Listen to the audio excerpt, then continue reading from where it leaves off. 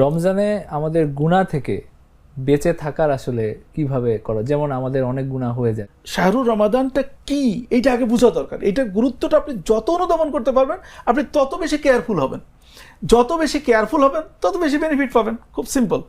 তখন আপনি দেখবেন যে কাজটা, এই জন্য আমাদের যেটা জানা দরকার সেটা হলো যে আমাদের এটা সম্পর্কে জানা দরকার।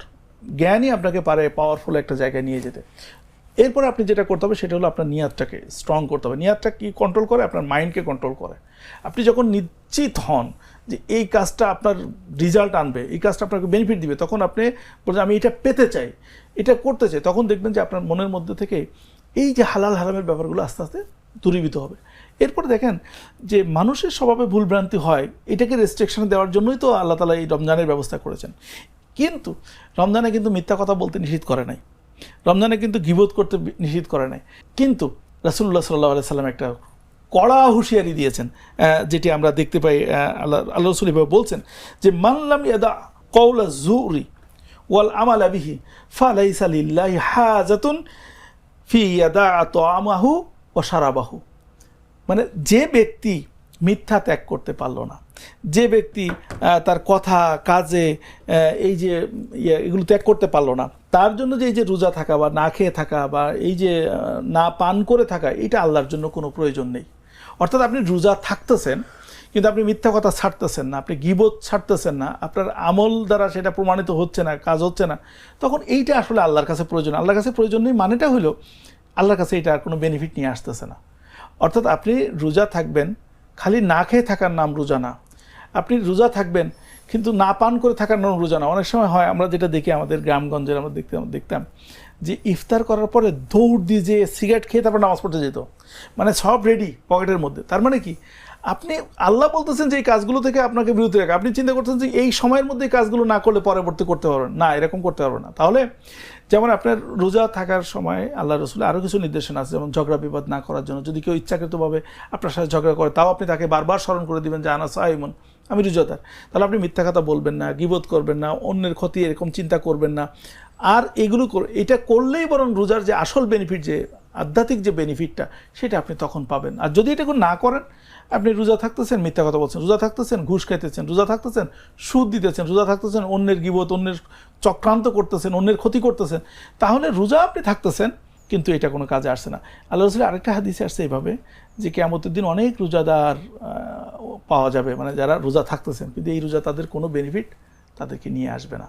কারণ হলো এটাই যে আপনি রোজাটা রোজার মতো করে থাকতে পারেন নাই। এরপর আরেকটা হাদিসে যদি আমরা এখানে একটু সাপ্লিমেন্টারি দিই, এটা বুখারীর আরেকটা হাদিসে আসছে ইজা সামা আহাদাকুম ফালা ইয়ারফুস ওয়ালা ইয়াজহাল ওয়ালা ইয়াসখাফ ফাইন শাতামাহু আহাদুন আও কাতালাহু ফালিয়াকুল ইন্নী সাইমুন। যেটা আমরা ছোট্ট বলছেন যে যখন তোমাদের মধ্যে কেউ রোজা থাকে তখন সে যেন অসামাজিক কোনো আচরণ না করে, অসামাজিক কোনো আচরণ, গীবত করা, মিথ্যা বলা, অন্যদের সাথে ঝগড়া করা, যদি কেউ তাকে গালাগালিও করে, অথবা যদি কারোর সাথে ঝগড়া করতে থাকে, মানে মনে হইতে পারে গালাগালি করছে, এটা জবাব দিব না, জবাব দিবেন না, আপনার পক্ষ থেকে ফেরেশতা নির্ধারণ করা আছে, তারা জবাব দিবে, তখন আপনি বলবেন যে আমি রোজা আছি। তো এইটা কিন্তু যেহেতু রাসূল সাল্লাল্লাহু আলাইহি ওয়াসাল্লাম নির্দেশনা দিচ্ছেন, এটা কিন্তু অবশ্যই জরুরি। হয়তো আমরা মনে করতে যে মিথ্যা কথা বললে কি রোজা হবে না? হ্যাঁ, রোজা হবে, রোজার বেনিফিট পাবেন না।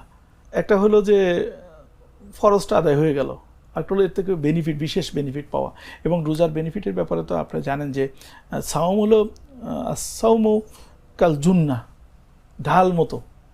অথবা আল্লাহ রাসূলের একটা, মানে আমরা যেটাকে বলি হাদিসুল কুদসির মধ্যে একটা হাদিস, বড় হাদিস, ছোট্ট একটা আছে যে আসাউমু লি ওয়া আনা আজজি বিহি, রোজা আমার জন্য রাখা হয়, আমি তার প্রতিদান দিব। এবং কি প্রতিদান দেবেন? যখন দেখবেন যে আপনার বিভিন্ন অনুষ্ঠানে যখন যে মাপের লোকজন আসে তারা সেই মাপের গিফট দেয়, যখন আল্লাহ আমাদেরকে গিফট দিবেন তখন এই গিফট নেওয়ার মতো একটা সন্তুষ্টি অর্জন করার আমাদের জরুরি। এখন আল্লাহর কথা শুনলাম না আর গিফট পাবো, হ্যাঁ রোজা হয়ে গেছে, কিন্তু গিফট পেতে গেলে তো আমাকে সেই ধরনের অ্যাক্টিভিটিস আমাকে করতে হবে। তো এটা খুবই গুরুত্বপূর্ণ যে এই যে এগুলো। এখন আরেকটা ব্যাপার হলো যে এগুলো থেকে তাহলে বেঁচে থাকবো কীভাবে? বেঁচে থাকার জন্য এটা একটা সাপ্লিমেন্টারি আছে। সব সময় আপনি দেখবেন যে কোনো জিনিস ব্ল্যাঙ্ক থাকে না, এটা মানে ফিজিক্সের কথা। আপনি পৃথিবীতে কোনো জায়গায় কোনো কিছু ব্ল্যাঙ্ক থাকে না। আপনি মনে করেন যে আমি কিচ্ছু করবো না, এটা সম্ভব না। হয় আপনি ভালো কাজ করবেন, নাহলে খারাপ কাজ করবেন, কিন্তু ব্ল্যাঙ্ক থাকা যায় না। ঠিক তেমনিভাবে আপনি যদি খারাপ কাজ থেকে বেঁচে থাকতে চান, আপনার ভালো কাজের পরিমাণ বাড়িয়ে দিতে হবে। যেমন আপনি তাসবিহটা করবেন, যখন কেউ ঝগড়া বিবাদ করে আপনি আল্লাহর নাম স্মরণ জিকির করতে থাকবেন, সুবহানাল্লাহ, আল্লাহু আকবার, আস্তাগফিরুল্লাহ পড়তে থাকবেন, তেলাওয়াতের পরিমাণ বাড়িয়ে দিবেন। যখন সময় আছে নিরিবিলে, মানুষের মাথার মধ্যে শয়তান কখন, শয়তান কিন্তু শূন্য স্থানে নেয়। দেখবেন যে নামাজের কথা শূন্য রাখতে নিষেধ করছে, শয়তান ঢুকে, মাথা শূন্য রাখতে নিষেধ করছে শয়তান, এমনকি খালি ঘর ফেলে রাখতে নিষেধ করা হয়েছে, দুষ্ট জিনরা সেখানে থাকে। এখন দেখেন আপনি যদি শূন্য রাখেন, আপনার যদি শূন্যতে রাখেন, যে চুপচাপ বসেন, তাহলে কি, তাহলে মনে হবে যে একটু ফেসবুকে একটু এটা দেখি, ওটা দেখি, রিল দেখি, এই দেখি। এই শূন্যতা রাখবেন না। আপনি যদি অন্যায় কাজ থেকে নিজেকে হেফাজত করতে চান, তাহলে আপনি আমলের মধ্যে আপনাকে তেলাওয়াত করতে পারেন, জিকির আজকার করতে পারেন, পড়াশুনো করতে পারেন, ইসলামিক বই পড়তে পারেন, কোরআন পড়তে পারেন, তাফসির পড়তে পারেন, হাদিস পড়তে পারেন, আলোচনা করতে পারেন। কিচ্ছু যদি না থাকে একটা আলোচনা শুনতে পারেন। তারপরেও আপনি আপনাকে ফ্রি রাখবেন না। ফ্রি রাখলে তখন এটা খুব কঠিন হয়ে যায়। হ্যাঁ, আপনি ঘুমান, নির্দিষ্ট পরিমাণে আপনি ঘুমান, তাতে কোনো সমস্যা নেই। তো এভাবে হয়তো আমরা বেঁচে থাকতে পারি। আর বেঁচে থাকার জন্য তো দোয়া খুবই জরুরি। আমার একটা স্মার্ট সিদ্ধান্তে 25% গ্যাসের খরচ কমেছে। ভাবছেন কিভাবে? সাধারণ গ্যাস স্টোভ বদলে আমি এনেছি আরএফএল গ্যাস স্টোভ। এর সাইন্টিফিক নজেল ও ব্রাস বার্নার ক্যাপ সমানভাবে তাপ ছড়িয়ে রান্না করে দ্রুত। তাই গ্যাসও বাঁচায় 25%, টাকাও বাঁচে 25%। আরএফএল গ্যাস স্টোভ, নিরাপদ ও গ্যাস সাশ্রয়ী।